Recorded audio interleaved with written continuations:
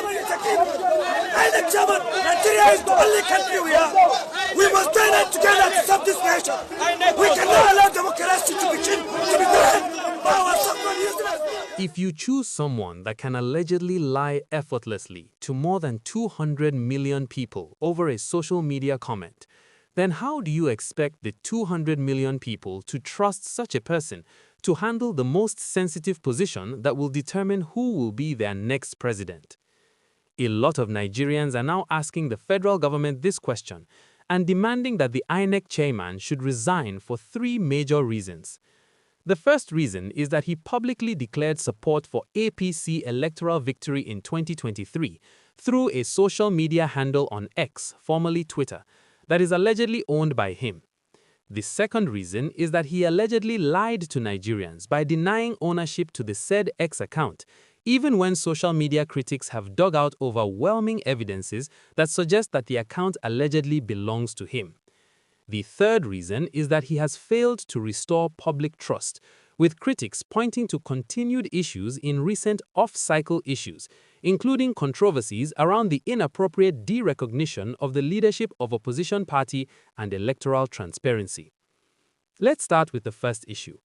An X account with the handle @Joash Anupitan made a comment under a post celebrating APC's victory in the 2023 presidential election. The tone of that comment was not neutral. It sounded like a direct endorsement from a core APC member. Now, on its own, that may look like just another social media comment, but the moment Nigerians began to link that account to the Inec chairman, the situation changed completely. Because Inec is supposed to be neutral, the chairman is expected to be someone that is politically detached and neutral. So when it begins to look the person in charge of conducting elections is openly supporting a political party, it raises a serious red flag. That is why many Nigerians started saying if this is true, then it means the umpire is already taking sides before the match even begins. Now let's look at the second issue, and this is where it became even more serious. After the comment went viral, the account reportedly changed its handle to @SundayVibe00, and there was an official denial that the account does not belong to the chairman. But that denial did not calm the situation. Instead, social media users intensified their investigation. Different digital checks were carried out by online critics. Evidences allegedly linking the account to the Inec chairman started flying all over the internet, with the alleged evidences linking to his OPay account, academic records, phone number, and email address.